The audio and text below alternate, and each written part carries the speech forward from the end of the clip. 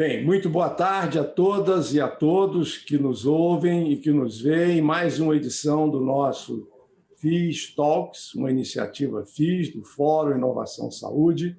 Hoje recebendo uma dupla de especialistas muito especiais que tem dado uma contribuição muito grande para todos nós do setor saúde entendermos um pouco melhor uma questão que tem sido motivo de muita discussão pelos desencontros de informações que existem em nosso país, que é a questão da vacina anti-Covid-19. Muita gente com medo, muita gente criando mitos em relação à vacina e muita gente sem saber como proceder em relação a isso. Para esta entrevista e esse encontro de hoje, nós convidamos esses dois grandes especialistas. O primeiro deles, o Dr. Luiz Fernando Lima Reis. O Dr. Luiz Fernando é bioquímico, é doutor em imunologia e microbiologia pela New York University, é pós-doutor em biologia molecular pela Universidade de Zurique e atual diretor de ensino e pesquisa do Hospital Sírio-Libanês de São Paulo. Também estará conosco o Dr. Júlio Croda, médico infectologista, é doutor pela Universidade de São Paulo, é professor da Universidade Federal do Mato Grosso do Sul, é pesquisador da Fundação Oswaldo Cruz, a Fiocruz, e foi, recentemente, diretor do Departamento de Imunizações e Doenças Transmissíveis do Ministério da Saúde. Muito boa tarde, Júlio Croda. Muito boa tarde, Dr. Luiz Fernando Reis. Boa tarde a todos. Boa tarde. Bom, vamos começar com o Luiz Fernando, porque o Luiz Fernando, que eu não conhecia pessoalmente, eu conheci pessoalmente recentemente através de uma gravação em vídeo que viralizou mundo afora, quando ele, de uma forma muito didática, explicou para todos nós quais eram as diferenças entre uma vacina e outra que estão sendo desenvolvidas em todo o mundo. Eu pergunto, Luiz Fernando, aquela gravação não foi uma gravação profissional, você já me disse, foi uma gravação doméstica.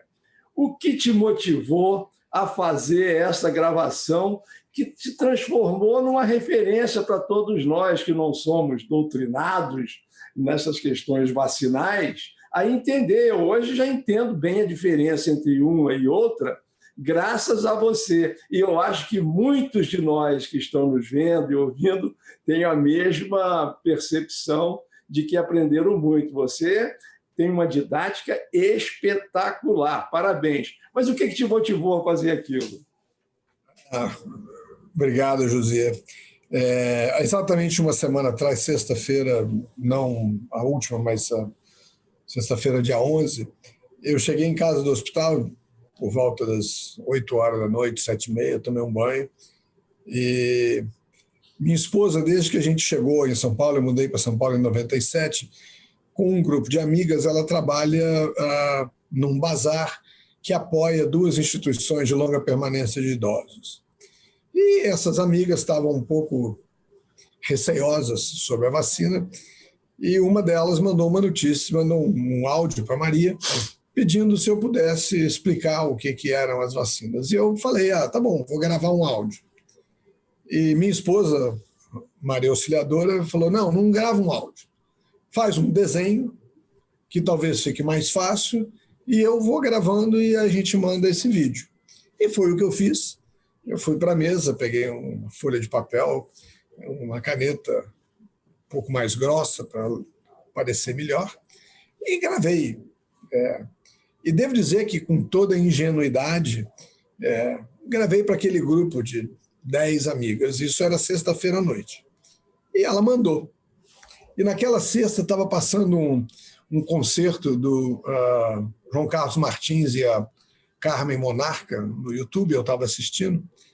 Antes do concerto acabar, ela me falou assim, nossa, já umas 2 ou 3 amigas que não estavam no grupo já me mandaram um comentário gostando muito do vídeo. Passou sábado, passou. Quando eu cheguei no hospital na segunda-feira, um amigo aqui do hospital já me disse: nossa, eu já recebi o seu vídeo. Nessa hora eu me dei conta do risco que eu tinha tomado. Procurei o jurídico, procurei compliance, procurei a presidência, procurei a comunicação e disse: olha, eu fiz isso, eu reconheço a autoria, reconheço o conteúdo e estou pronto para o castigo. Felizmente, eu devo dizer, o vídeo está tendo uma repercussão muito positiva, como você mesmo disse. Confesso que eu fui ver o vídeo de novo e, de fato, acho que ele ficou bacana, ficou claro.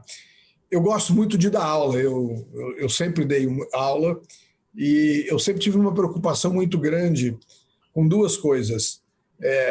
Tentar explicar de uma maneira simples, mas eu sou um pouco paranoico com precisão. Falar de uma maneira inteligível, mas ser preciso, é uma preocupação que eu tenho. E eu acho que o vídeo ficou bom mesmo. Não acho que ele reflete. Ficou excelente, parabéns. Realmente ficou excepcional, do ponto de vista didático, a forma, o conteúdo, a fala, a linguagem, tudo apropriado para que as pessoas... Porque esse é um grande problema que a gente está vivendo no Brasil hoje, que é a questão da comunicação. Quer dizer, a gente tem acho que tem um gap de comunicação, né? com várias pessoas falando coisas diferentes em vários lugares, e isso tem sido uma grande dificuldade para a população em geral poder entender aquilo que efetivamente está acontecendo nesse ambiente da Covid. E aí o Júlio Croda também tem sido um grande contribuidor para o entendimento das coisas. O Júlio virou uma celebridade televisiva, não há um dia na semana que eu não vejo Júlio Croda em um dos canais de televisão, por assinatura ou aberta, sempre disponível. Esse é o nosso problema, viu, Júlio, de termos essas gravações feitas nas nossas casas, isso é normal. Isso dá um sinal até de que a vida continua, apesar de ter essas dificuldades. Então, é um cachorro que late aqui, é uma luz que falta lá, e a gente vai levando a vida assim até superar essas dificuldades. Mas, o Júlio, eu queria te perguntar também um pouquinho, nessa questão da comunicação, você que tem sido um bom comunicador televisivo, que tem conseguido, de forma também muito didática, falar sobre as coisas, o que você acha que está acontecendo com a comunicação no Brasil? Porque nós temos aí, hoje eu estava vendo uma pesquisa do Datafolha, hoje não, já tem uns dias, que quase 20 e tantos % da população brasileira acham que não vão tomar a vacina contra a Covid por alguma razão. Eu acho que está faltando uma comunicação mais direta para o povo do Brasil profundo, não para nós que conhecemos, que nos convivemos, que temos amigos que podem nos informar coisas mais adequadas, mas eu acho que a grande população ainda não entendeu a relevância de termos conseguido, nesse espaço tão curto de tempo, a ciência está nos dando um presente. Eu até depois quero conversar um pouquinho com o Luiz também sobre isso. Caramba, eu acho que tem menos de um ano, né, que nós conseguimos identificar o vírus, fazer todo o mapeamento genético do vírus, fazer os testes para diagnóstico. Já definimos a melhor forma de tratar. Eu acho que hoje, quem fica doente hoje ganhou um prêmio, porque quem ficou doente lá no início foi um cobaia de vários modelos de tratamento. Eu acho que hoje o cara que fica doente agora ele já se sente mais seguro, porque os erros já foram cometidos. A gente pode até cometer erros novos, mas aqueles antigos a gente já aprendeu. O que você acha, Júlio, com a sua experiência, a sua vivência, como diretor de uma organização de um departamento de imunização e que você foi, o que está faltando para o Estado brasileiro informar corretamente sobre a vacina, sobre a Covid, por que a gente tateia, o que faz a gente estar assim, mal nesse ponto de informação, ao ponto de termos 20 e tantos % das pessoas desacreditando da vacina? Eu acho que houve muita contra-informação no início, né? Primeiro que a gente não tinha um plano de comunicação, e a gente deveria ter um plano de comunicação para a vacina desde o início da pandemia. A gente sabia que em algum momento a vacina ia chegar, e é importante esclarecer de forma didática, simples, até como o Luiz fez, né? O que são as vacinas, como uma agência regulatória funciona, como é aprovada uma vacina, e essa comunicação ela tem que se disseminar não só através das redes sociais, da grande mídia, mas da rádio, né, do carro de som, para chegar nesses públicos que não estão presentes, por exemplo, no Twitter, no Instagram, no Facebook. Então, precisa disseminar informação de qualidade. E também dar exemplo. A gente está vendo que nos países, Estados Unidos, Alemanha, Reino Unido, as personalidades estão indo se vacinar. E isso reforça para a população que a vacina é segura, que a vacina passou por todo esse processo de avaliação pelas agências regulatórias e agora ela está disponível para a população. Eu acho, José, que agora essa questão política, essa guerra das vacinas, ela pacificou um pouco. E eu acho que isso vai ser muito importante, impactante para a comunicação, porque a gente não vai ter duas mensagens. E antes a gente tinha essa questão de duas mensagens, né? Uma vacina vem da China, e porque vem da China não é boa, mas a outra vacina também é produzida na China, né? Então, assim, agora não, agora acho que pacificou esse tipo de debate, de conflito político.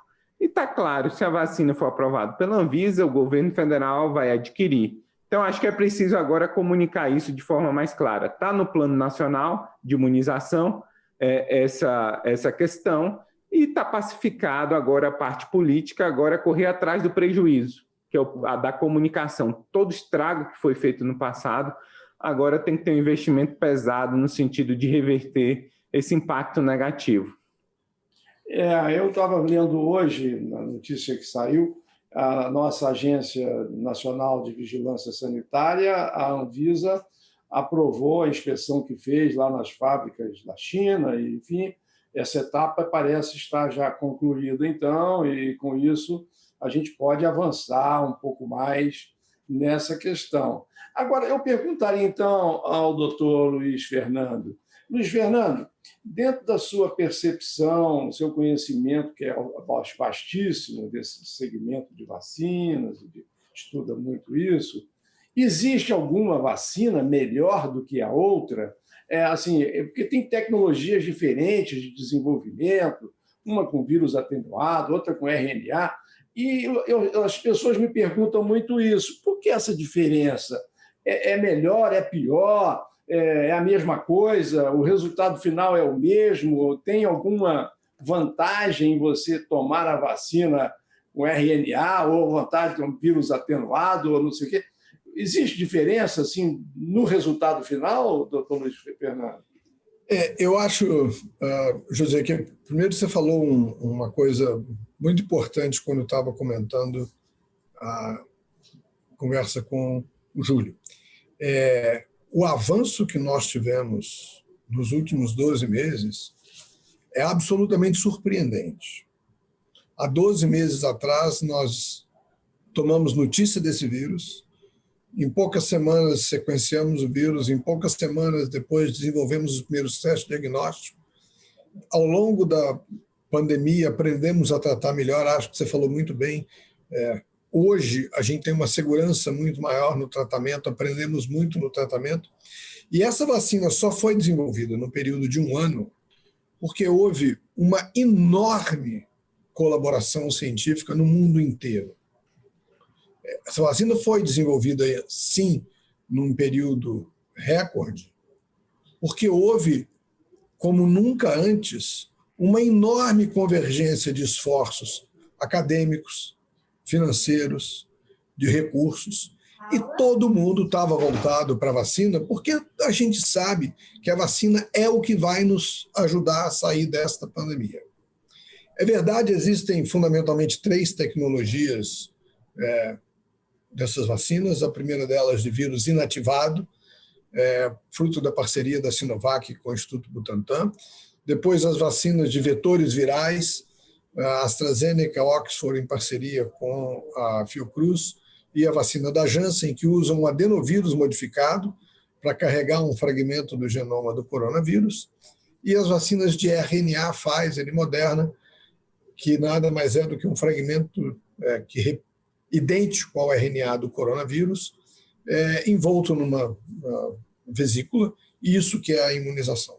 Todas essas vacinas induzem, em maior ou menor grau, o mesmo tipo de resposta que a infecção natural produz, qual seja a produção de anticorpos, cujo papel é neutralizar, evitar que o vírus entre dentro da célula, e uma resposta celular, para aquelas células que eventualmente sejam infectadas, os nossos linfócitos matem essas células antes que o vírus termine o seu ciclo de replicação. Todas elas fazem a mesma coisa, em graus diferentes, e não existe uma melhor ou uma pior. Nós vamos precisar de todas elas. Nós temos um desafio de vacinar bilhões de pessoas. E não existe produção individual capaz de dar conta disso. Nós nunca vivemos isso. Aqui um reconhecimento ao Júlio. O Brasil, sem dúvida nenhuma, é reconhecido como um dos melhores planos de imunização do mundo. E nem de perto nós vivemos um desafio parecido com esse. Então, sim, nós vamos precisar de montar um enorme esquema de vacinação. Nós precisamos de todas elas. A vacina da Pfizer, por exemplo, precisa de uma cadeia de frio de menos 70 graus centígrados. Nós precisamos da vacina da Pfizer nos grandes centros, onde nós temos essa infraestrutura. E aquelas vacinas que podem ser armazenadas a 4 graus, que sejam usadas no interior. Nós vamos usar de todas elas, não existe melhor, não existe pior. E acho que o último comentário relevante aqui é que, felizmente, graças a 2 instituições seculares, de enorme reputabilidade e respeitabilidade científica, Instituto Butantan e Fiocruz, o Brasil vai conseguir absorver 2 dessas tecnologias, e tudo indica que no segundo semestre de 2021 nós já vamos ter a vacina produzida no Brasil, o que nos vai dar uma enorme segurança sobre o número de vacinas que a gente precisa. Então, não tem melhor, precisamos de todas elas em condições distintas, e todas elas levam ao mesmo caminho, a produção de uma resposta celular e humoral capaz de nos ajudar a combater uma eventual infecção pelo vírus. Agora, quando se fala nas taxas de eficiência e eficácia da vacina, de 90%, 85%, 90%, isso é alguma coisa que diferencia uma vacina da outra em termos de ser qualitativamente melhor do que a que tem menos eficácia, ou um número acima de um determinado padrão é indiferente, doutor Luiz Fernando? A OMS estabeleceu uma meta de maior que 50% como critério para aceitar uma vacina. É lógico que uma vacina que imunizar que proteger 90% da população, ela tem a eficácia dela é maior do que uma que proteger 60%. Mas é muito importante a gente atentar para o problema que nós precisamos de todas elas. Nós vamos precisar de todas elas, porque senão nós não vamos ter vacina para proteger a população. E, eventualmente, é possível, e isso não é novidade, a gente sabe que tem vacinas, e a maioria das nossas vacinas precisam de mais de uma dose, então nós vamos ter que ter um programa nacional de imunização que dê conta de fazer essa vigilância. O Júlio vai saber disso muito melhor que eu. Essas vacinas passam por um período, nós vamos entrar agora, que a gente chama de fase 4, pós-liberação. Nós vamos ter que acompanhar essa população. A vacina não é um passaporte para a volta ao que a gente achava que era normal. Nós vamos ter um período em que o percentual de pessoas vacinadas vai subindo, o percentual de pessoas infectadas vai caindo. A vacina é a única arma que a gente tem, além do nosso comportamento de distanciamento, do uso de máscaras, da higiene das mãos, para nos tirar dessa pandemia. Sozinho, nenhuma das duas estratégias vão funcionar. Perfeito.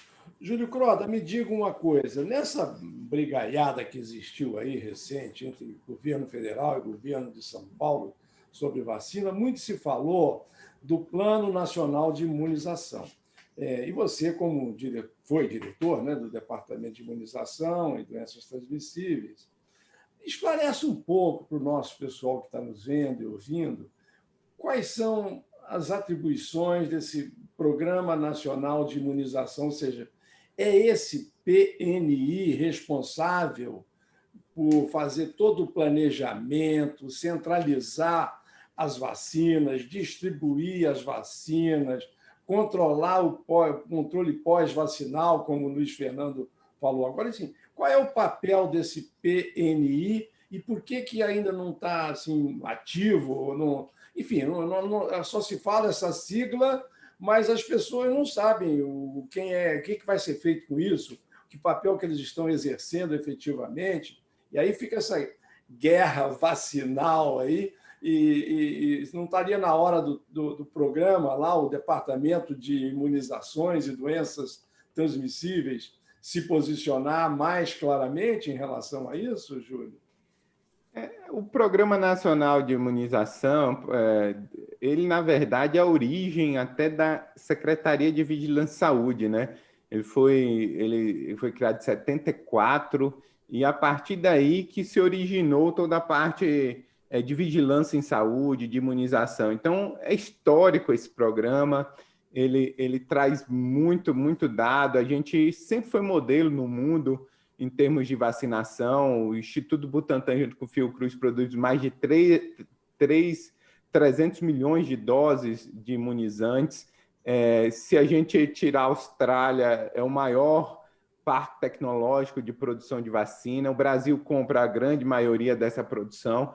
Esse programa é responsável por ofertar mais de 30 vacinas para toda a população em diferentes idades e em mais de 38 mil salas de vacina. Então, é uma estrutura enorme, é o maior programa de vacinação do mundo em países com mais de 100 milhões de pessoas. Então, realmente, a gente faz a maior campanha de vacinação para a influenza pública, 80 milhões de pessoas vacinadas anualmente. Então, é muito grande esse programa, né? E a gente sabe que ele é capaz realmente de responder à altura, principalmente nesse momento. Lógico, a gente nunca vacinou mais de 80 milhões em uma única campanha. A maior campanha é essa campanha de influenza, que a gente vacina 80, 90 milhões de pessoas.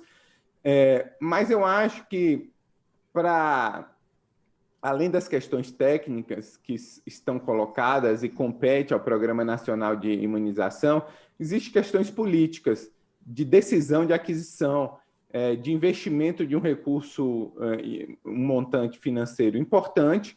Essa decisão deveria ter sido feita no passado. Você só tem um programa quando você tem um planejamento em termos de calendário de quantas vacinas você vai ter e qual é a timeline, né, o cronograma de entrega dessas vacinas.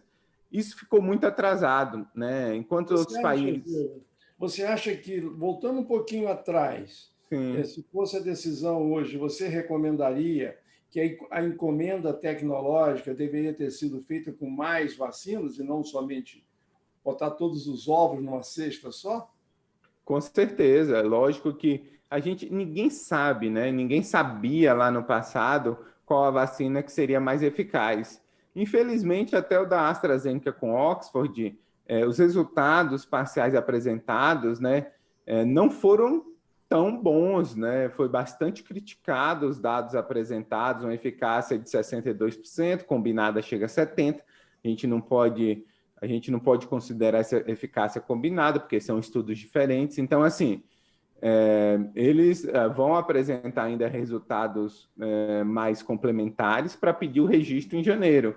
Mas para você ter uma ideia, né, qualquer desenvolvimento de vacina pode atrasar. E quando você, né, coloca apenas todos os seus ovos, todas as suas chances em apenas um produto, você pode correr o risco desse produto não dar certo ou atrasar o seu desenvolvimento. Os países desenvolvidos, Reino Unido, Canadá, Estados Unidos, geralmente eles investiram em 6, 7 laboratórios diferentes e uma proporção de doses por habitante, 4, 5, o Canadá chegando a 10 vezes mais doses por habitante. O que vai fazer com esse excesso de dose? Eles já estão cientes que, se todas as vacinas forem eficazes, esse excesso de dose será doado para os países mais pobres. Então, já existe essa proposta. Então, além de garantir para a sua população, vai fornecer para os países que têm mais necessidade. Então, você acha que vai entrar naquele consórcio da OMS? Como é que chama aquele consórcio? COVAX. O COVAX, o Brasil poderia ter entrado com uma cobertura maior. O Brasil entrou com uma cobertura só de 10%, né? Isso garante 42,5 milhões de doses, né? Da vacina. A gente poderia ter entrado com 20% da população, chegado até 50%. A gente poderia, através do COVAX, ter um rol maior de vacina. Então, a gente teve várias oportunidades. A gente teve a oportunidade de entrar com a porcentagem maior no COVAX. A gente teve lá no início uma oferta de vacina da Coronavac para o Ministério, que o Ministério falou que não tinha interesse na vacina e agora corre atrás. Hoje saiu a notícia que o governo negocia mais 54 milhões de doses, totalizando 100 milhões.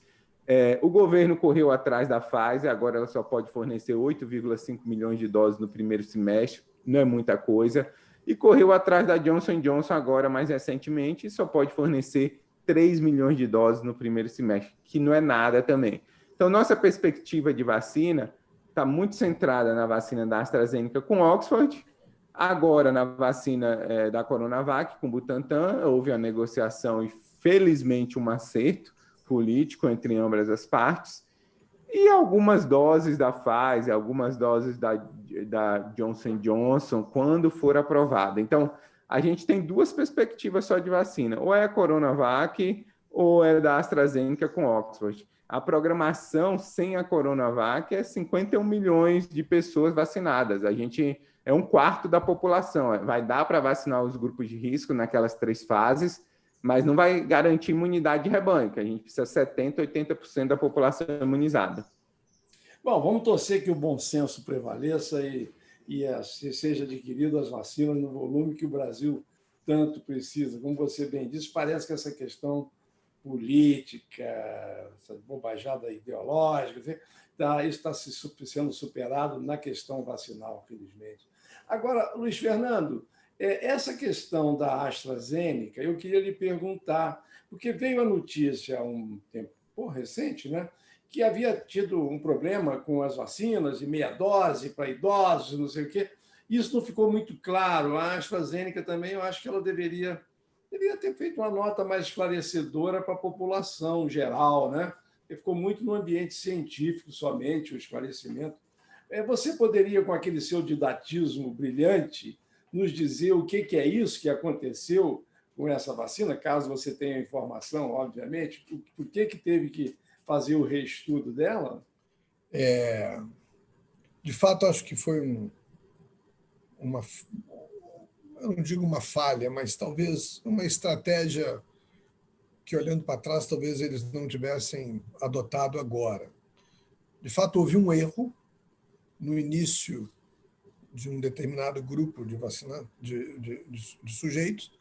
Júlio, me corrija se você tiver informações diferentes, que receberam meia dose. Eles levaram isso para o comitê que coordena esses estudos. Para cada uma dessas vacinas, existe um comitê internacional que coordena tudo isso. E eles tomaram como decisão apartar esse grupo e continuar com meia dose e uma dose. O grande problema que teve é que a comunicação não foi boa, ninguém entendia direito porque eu vou dar meia dose e uma dose. E havia um desequilíbrio na idade e no número de participantes dos dois grupos, quem tomou meia dose e depois uma dose, quem tomou uma dose e depois uma dose. E esse desequilíbrio favorecia a idade média desses dois grupos. E a gente sabe que existe uma senescência imunológica à medida que a gente vai ficando mais idoso, o sistema imune responde de uma maneira menos robusta. E o dado final era que quem tomou meia dose apresentou uma eficácia maior do que quem tomou 2 vacinas de uma dose. O que é difícil um pouco entender. Parte da explicação é porque neste grupo da meia dose a idade média era menor. Então a gente terminou não sabendo se meia dose e uma dose é melhor ou se isso era um bias introduzido pela idade dos dois grupos. Entendi. É isso mesmo, Júlio? Exatamente, exatamente. Então, assim, a gente fez uma aquisição, um planejamento muito restrito, né? A gente deveria ter complementado essas doses, né? A gente postou nessa apenas em uma vacina, mas eu acho que vai atrasar um pouco, mas vai ser corrigido, né? Eu acho que se a gente conseguir iniciar o mais rápido possível o grupo de risco, não tiver mais atraso, está previsto para iniciar em fevereiro, né? Pelo que o governo fala, o Butantan fala em 25 de janeiro para São Paulo. A gente torce para que se cumpra essas datas, que as vacinas, tanto a Coronavac como a AstraZeneca com Oxford, obtenham seus registros junto à Anvisa, porque assim, a gente sabe que se a gente consegue, o plano é dividido em 4 fases, as três primeiras fases são aquele grupo de risco, são os idosos, são as pessoas com comorbidade, os grupos mais vulneráveis, que foi essa programação que a gente já conversou. Se a gente consegue fazer esses 3 meses o mais breve possível, isso deve dar um impacto em termos de internação, uma redução em termos de 80% de redução em internações hospitalares, incluindo leitos de terapia intensiva, incluindo também óbitos. Então, assim, apesar do vírus ainda estar circulando, só a gente vacinar esse grupo de risco já dá para a gente sonhar, reabrir um pouco mais o comércio, voltar algumas atividades, lógico, com muita prevenção, o vírus vai estar aí circulando, mas já reduz a pressão sobre os serviços de saúde. Essa é a nossa esperança, né? Iniciar o mais breve possível a vacinação desses 51 milhões de brasileiros. Muito bom. Chegamos ao final da nossa primeira parte desse nosso FIS Talks, mas fiquem com a gente, porque já chegaram aqui dezenas de perguntas e na segunda parte nós vamos, então, formular as perguntas que foram enviadas pelos nossos espectadores, tirando dúvidas sobre os seus medos, sobre os mitos que foram criados e as realidades das nossas vacinas. Eu agradeço muitíssimo ao Júlio Croda, ao Luiz Fernando Reis, a gentileza de ter estado conosco nessa primeira parte, mas fiquem todos ligados no nosso canal de YouTube, porque em breve a segunda parte estará no ar com muitas informações relevantes sobre este momento atual que vivemos da Covid-19 no mundo. Muito obrigado, Croda, muito obrigado, Luiz Fernando, e até já.